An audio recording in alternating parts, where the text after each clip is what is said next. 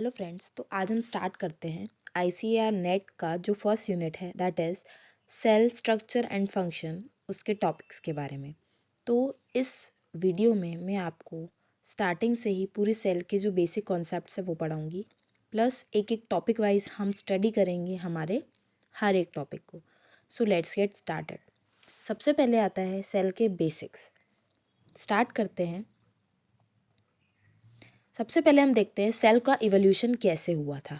तो evolution of cell जो है वो 3.5 बिलियन ईयर्स एगो के लगभग हुआ था।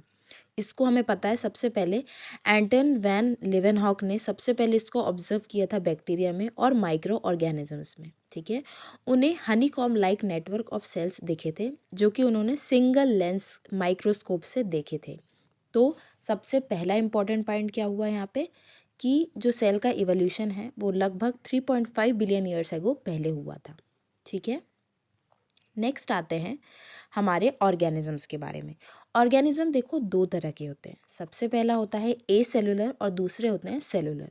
ए सेलुलर में कौन कौन से आते हैं? वायरस, प्रायोन्स, वेरॉइड्स, मतलब जिनके पास में सेल नहीं है वो क्या होते हैं? ए सेलुलर, लैक ऑफ सेल। और दूसरे होते हैं सेलुलर जिसमें आते हैं प्रिमिटिव और ट्रू न्यूक्लियस। प्रिमिटिव में आते हैं प्रोकैरियोट्स और ट्रू न्यूक्लियस यूकैरियोट्स। मतलब प्रिमिटिव मतलब क्या होता है कि बहुत समय पहले का। तो ऐसे सेल्स जिनमें न्यूक्लियस एब्सेंट होता है उन्हें हम बोलते हैं प्रिमिटिव। ठीक है, और वो सेल्स जिसमें कि न्यूक्लियस प्रेजेंट होता है, ट्रू न्यूक्लियस, उसे हम बोलते हैं क्या? Eukaryotic cells. ठीक है, यहाँ पे हमें सिर्फ इतनी बातें याद रखनी है, आगे की चीज़ें हम आगे पढ़ेंगे। नेक्स्ट आता है, ये कुछ बेसिक टर्म्स हैं, कॉन्सेप्ट्स हैं जो हमको बहुत इंपॉर्टेंट है याद रखना। तो सबसे पहला आता है साइटोसोल। साइटोसोल मतलब क्या होता है? साइटोप्लाज्म में से अगर आप ऑर्गेनेलिज को माइनस कर दें, जो हमारा साइटोप्लाज्म होता है, देखिए मैं आपको बताती हूँ। जैसे मान लीजिए ये हमारा सेल है। ठीक है, सेल में जो हमारी आउटर सरफेस होती है, मतलब जो सेल के अंदर की चीज़ें हैं, हम उसे क्या बोल रहे हैं? साइटोप्लाज्म। इसमें से ये जो ऑर्गेनेलिज हैं, इन ऑर्गेनेलिज को अगर हम हटा दें तो ये क्या कहलाते हैं? ये कहलाते हैं साइटोसोल। ठीक है, तो ये हमारा क्या होता है? साइटोसोल होता है। नेक्स्ट हम देखते हैं साइटोप्लाज्म। अब साइटोप्लाज्म क्या होता है? जो प्रोटोप्लाज्म होता है, प्रोटोप्लाज्म मतलब कि सेल में जितनी भी चीज़ें हैं वो सारी चीज़ें प्रोटोप्लाज्म है। ठीक है, फ्लूइड चीज़ें छोड़ के जितनी भी चीज़ें हैं वो क्या है? प्रोटोप्लाज्म। उसमें से अगर हम न्यूक्लियस को रिमूव कर दें तो वो क्या कहलाता है? वो कहलाता है साइटोप्लाज्म। ठीक, प्रोटोप्लाज्म क्या होता है? Cytoplasm plus nucleus plus organelles, ये सारी चीज़ें क्या होती हैं? प्रोटोप्लाज्म। और फिर प्रोटोप्लास्ट। प्रोटोप्लास्ट मतलब क्या होता है? सेल में से सेल वॉल हटा देंगे तो वो प्रोटोप्लास्ट कहलाता है। ठीक है, इस डायग्राम में देखिए, ऐसा सेल जिसमें न्यूक्लियस हमको क्लियरली दिख रहा है, जिसमें ट्रू न्यूक्लियस प्रेजेंट है, वो क्या कहलाता है? वो कहलाता है यूकैरियोटिक सेल। और जिसमें न्यूक्लियस नहीं दिखता है दैट इज प्रोकैरियोटिक। ठीक है, अब हम थोड़ा सा सेल के बारे में देख लेते हैं। सेल की कुछ प्रॉपर्टीज़ होती हैं। सेल की क्या प्रॉपर्टीज़ होती हैं? Cell possesses a genetic program and the means to use it। Cell की कैरेक्टरिस्टिक्स क्या होती हैं कि सेल में एक जेनेटिक प्रोग्राम होता है और वो उसे यूज़ करना जानता है। सेल्स जो होते हैं वो खुद की तरह और बना सकते हैं। Cells acquire and utilize energy. Cells energy को एक्वायर करते हैं और फिर उसको यूटिलाइज करते हैं अपने फंक्शंस, अपने मेटाबॉलिज्म को, अपने और भी एक्टिविटीज़ को करवाने के लिए।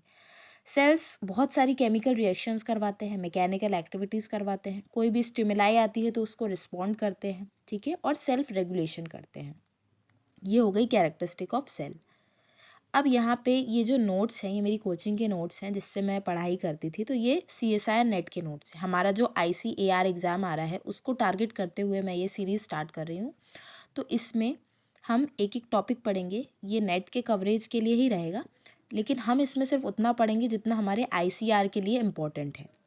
जो हमारा ICAR ARSB का एग्ज़ाम है सिर्फ उसके लिए। ठीक है, तो इसमें कुछ बेसिक टॉपिक्स दिए हुए हैं, जैसे सेल जो है उसका साइज़ स्मॉलर क्यों होता है, बहुत सारी चीज़ें हैं। तो इसमें बहुत सारे फैक्टर्स होते हैं, मैं आपको बताऊं।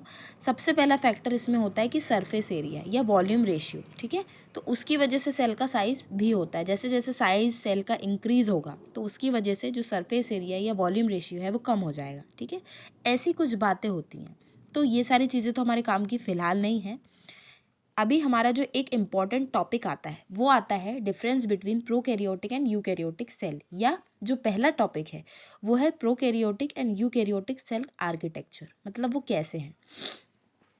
तो देखिए, अगर हम एक बेसिक आइडिया लें तो प्रोकैरियोटिक सेल का साइज़ कितना होता है, टिपिकली ये 0.2 से 2 माइक्रोमीटर डायमीटर का होता है। यूकैरियोटिक 10 से 100 माइक्रोमीटर का होता है, ठीक है। और एग्जाम्पल देखें तो प्रोकैरियोट्स में क्या क्या आते हैं, बैक्टीरिया, आर्के बैक्टीरिया। यूकैरियोट्स में आते हैं एनिमल्स और प्लांट्स। न्यूक्लियस की बात करें तो न्यूक्लियस प्रोकैरियोट में एब्सेंट होता है और यूकैरियोट्स में प्रेजेंट होता है। मेम्ब्रेन एनक्लोज्ड ऑर्गेनेल्स की बात करें तो प्रोकैरियोट्स में एब्सेंट और यूकैरियोट्स में सारी मेम्ब्रेन्स, मतलब जितने भी मेम्ब्रेन एनक्लोज्ड ऑर्गेनेल्स होते हैं वो प्रेजेंट होते हैं। फ्लैजिला, तो इसमें 2 प्रोटीन बिल्डिंग ब्लॉक्स होते हैं और उसमें माइक्रोट्यूब्यूल्स होते हैं मल्टीपल, ठीक है।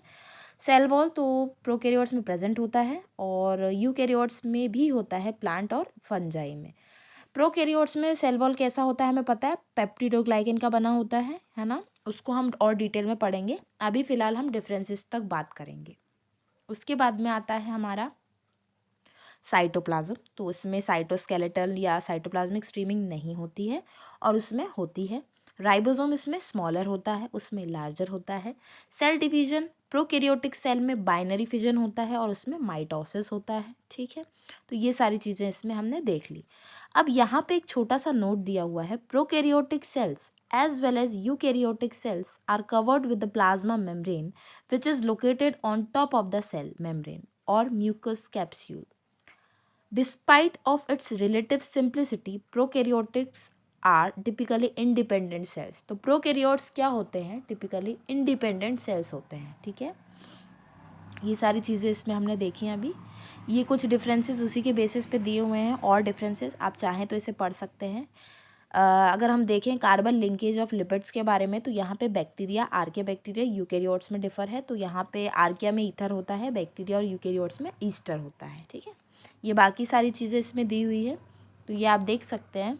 वैसे ये सारी चीज़ें हमको नहीं पढ़नी है, हमको कुछ ओवरव्यू, कुछ रिलेटिव टॉपिक्स ही पढ़ने हैं, तो हम इनको चाहें तो पढ़ सकते हैं और चाहें तो स्किप भी कर सकते हैं, ठीक है। क्योंकि ये CSIR नेट के फुल बेस्ट नोट्स हैं, तो मैं उससे आपको ये करवाना चाह रही हूँ। ये वही डिफरेंसेस दिए हुए हैं, ये देखिए यहाँ पे ये क्या है, ये हमारे पास में सेल का एक बहुत ही शानदार डायग्राम है। इसमें हमको क्या पढ़ना है, सबसे पहले आपको देखना होगा सबसे अंदर की तरफ अगर हम चले तो हमको क्या दिख रहा है, वैक्यूल दिख रहा है, ठीक है। वैक्यूल जो कि स्टोर करने के काम में आता है, तो वैक्यूल दिख रहा है मतलब बहुत बड़ा सा वैक्यूल है, मतलब कि ये क्या होगा, ये एक यूकैरियोटिक सेल या कि प्लांट सेल होगा, ठीक। वेसाइकल्स दिख रहे हैं, एंडोप्लाज्मिक रेटिकुलम दिख रहे हैं, न्यूक्लियस दिख रहा है। न्यूक्लियस में हमको क्या दिख रहा है, देखिए यहाँ पे न्यूक्लियस में हमको दिख रहा है न्यूक्लियर पोर, न्यूक्लियर एनवेलप और न्यूक्लियोलस। बहुत ही प्यारा डायग्राम है ये। गोल्जी बॉडी दिख रही है, गोल्जी वेसाइकल्स दिख रही हैं, साइटोप्लाज्म दिख रहा है, प्लाज्मोडेस्मेटा। प्लाज्मोडेस्मेटा जो है वो प्लांट सेल में हमको दिखता है ना। ये सारी चीज़ें हमको दिखी इसमें। फिर ये एंडो मेम्ब्रेन सिस्टम है, मतलब कि मेम्ब्रेन के भी अंदर का, ठीक है। तो ये इसमें भी हमको वही सारी चीज़ें दिख रही हैं। आगे चलते हैं। हाँ, तो अब हम सेल थ्योरी के बारे में बात करते हैं। देखिए सेल थ्योरी क्या होती है, इसमें हमें कुछ साइंटिस्ट ने कुछ पोस्टुलेट्स दिए जिनको हमें याद रखना है। सेल थ्योरी में बस इतना ही है। तो एक तो स्क्लेडन और श्वेन नाम के 2 साइंटिस्ट थे, इन्होंने हमें कुछ पोस्टुलेट दिए हैं जिसको हम सेल थ्योरी के नाम से जानते हैं। क्या थे वो, तो जितने भी ऑर्गेनिजम्स हैं ये एक से ज़्यादा सेल्स से मिलके बने हुए हैं। सेल एक स्ट्रक्चरल यूनिट होती है लाइफ की, ये इन दोनों ने बताया, ठीक। उसके बाद में 1855 में रुडोल्फ वर्च्यू आए। Schleiden and Schwann's idea on the origin of cells prove to be less insightful. Both agreed that cells could arise from non-cellular materials. Cells did not arise in this manner any more than organisms arose by spontaneous generation were accepted. ठीक है, इसके बाद में Rudolf virtue ने third Tenet दिया। क्या दिया कि सेल्स जो होते हैं वो कैसे अराइज करते हैं, division from pre existing cells. जो प्री एग्जिस्टिंग सेल्स होते हैं, जो सेल्स पहले से एग्जिस्ट कर रहे होते हैं, उनके डिवीजन से सेल्स अराइज हुए हैं, ठीक है। Since the discovery of DNA as the genetic material, a fourth tenet of cell theory is sometimes added, बाद में ये ऐड कर दी गई, ठीक है। क्या बोला गया है कि सेल जो होता है उसमें कुछ जेनेटिक इन्फॉर्मेशन होती है डीएनए के फॉर्म में, तो ये सारी चीज़ें उन्होंने हमें बताई। अब सेल थ्योरी के एक्सेप्शंस क्या हैं, तो एक्सेप्शंस ये होते हैं कि वायरसेस जो होते हैं ना वो इसमें नहीं आते। हमको पता है वायरसेस जो हैं उनमें न्यूक्लिक एसिड होता है जो कि एक प्रोटीन शीट से सराउंडेड होता है, जिसे हम क्या बोलते हैं, कैप्सिड। लेकिन वायरसेस में सेलुलर मशीनरी नहीं होती है, ठीक है। फिर उसके बाद में the bodies of certain fungi are made up of protoplasm and nuclei. कुछ फंजाई की बॉडी जो होती है वो प्रोटोप्लाज्म और न्यूक्लियाई से बनी होती है। RBCs and sieve tube cells continue to live without nucleus and other vital organelles. तो जो आरबीसीज होते हैं और सीव ट्यूब सेल्स वो रहते हैं बिना न्यूक्लियस के और बिना वाइटल ऑर्गेनलीज के। Bacteria and blue green algae, जिन्हें हम साइनोबैक्टीरिया बोलते हैं, do not have an organize nucleus. इनमें ऑर्गेनाइज न्यूक्लियस नहीं होता है। फिर आता है self fractionation technique. Self fractionation technique एक ऐसी टेक्निक होती है जिसमें हम जो मेजर ऑर्गेनलीज होती हैं, सब सेलुलर स्ट्रक्चर होता है, उसको हम सेपरेट करते हैं यूजिंग द इंस्ट्रूमेंट सेंट्रीफ्यूज। उसमें हम क्या करते हैं, स्पीड और टाइम के बेसिस पे देखते हैं। ये हमारा सेंट्रीफ्यूज होता है, इस डायग्राम में आप देख सकते हैं। इसमें हम अंदर ट्यूब्स रखते हैं, 4 स्पेस होती हैं इसमें। हम ट्यूब्स कैसे रखते हैं, अल्टरनेट फैशन में, जैसे एक ट्यूब रखा, एक छोड़ के फिर दूसरे में हमने ट्यूब रखा, एक के सामने, और जो बाकी के जो एम्प्टी होते हैं उनमें हम डिस्टिल्ड वाटर रखते हैं। यहाँ पे स्विचेस दिए होते हैं, ये आप जब अपने लेबोरेटरीज में देखेंगे तब आपको कॉमनली दिखेगा, ठीक है। ओके, तो सेलुलर फ्रैक्शनेशन में क्या होता है कि जो हम अपना लिक्विड या जो भी हमारा मीडियम होता है उसको जब हम सेंट्रीफ्यूज करते हैं तो उसके बाद क्या होता है, उसमें जो हमारे ऑर्गेनलीज होते हैं वो सेपरेट होते हैं। हमको डेंसिटी के बेसिस पे उनको सेपरेट करना है, तो हम उनको क्या करते हैं, सेंट्रीफ्यूज करते हैं, ठीक है। क्या होता है इसमें देखिए, फॉर एग्जाम्पल हमारे पास में टिश्यू है, ठीक है। इस ट्यूब में मेरे पास टिश्यू है, टिश्यू को मैंने होमोजेनाइज किया, मिक्स किया।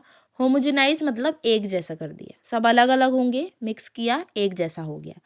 अगर हम एक ग्लास लें फॉर एग्जाम्पल, उसमें हम पानी लें, उसमें हम नमक डालें, थोड़ी देर तक मिक्स करें तो सब क्या हो जाएगा, होमोजिनेट हो जाएगा। ये इसका एग्जाम्पल हुआ, ठीक है। अब होमोजिनेशन में क्या होगा, 1000 जी माने ग्रेविटी, 10 मिनट्स के लिए हम घुमाएंगे तो इसके बाद हमें दिखता है क्या, पैलेट और सुपरनेटेंट। अब ट्यूब में जो ऊपर का पार्ट होता है जो कि पानी जैसा होता है, ट्रांसपेरेंट, उसे हम बोलते हैं सुपरनेटेंट, और जो नीचे का पार्ट होता है उसे बोलते हैं हम पैलेट।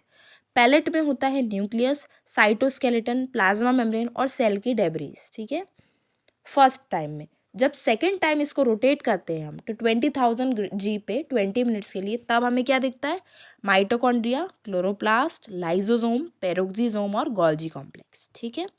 थर्ड टाइम करेंगे 80,000 पे 60 मिनट्स के लिए तो माइक्रोसोम दिखेगा। फोर्थ टाइम करेंगे राइबोसोम और लार्ज मैक्रोमोलिक्यूल्स दिखेंगे, ठीक है। तो ये जो है ये हमारा सेल फ्रैक्शनेशन में होता है, ठीक है। ये हमारा पूरा डायग्राम दिया हुआ है किस तरीके से सेल फ्रैक्शनेशन होता है। तो ये सारी चीज़ें हो गई। नेक्स्ट वीडियो में हम इसके कुछ MCQs करेंगे जो भी हमने अभी तक पढ़ा है उससे रिलेटेड, ताकि हम अपने जो भी हमारा अभी तक की पढ़ाई हुई है उसको हम एनालाइज कर सकें कि हमने किस तरीके से सारी चीज़ें कवर करी है या नहीं करी है। इसमें हमने जो फर्स्ट यूनिट है सेल स्ट्रक्चर एंड फंक्शन, उसके फर्स्ट टॉपिक कंप्लीट करे हैं, prokaryotic and eukaryotic cell structure या आर्किटेक्चर। नेक्स्ट वीडियो में हम सेल वॉल और जितने भी हमारे टॉपिक्स हैं, प्लाज्मा मेम्ब्रेन स्ट्रक्चर, वो सब पढ़ेंगे। So all the best, keep it up.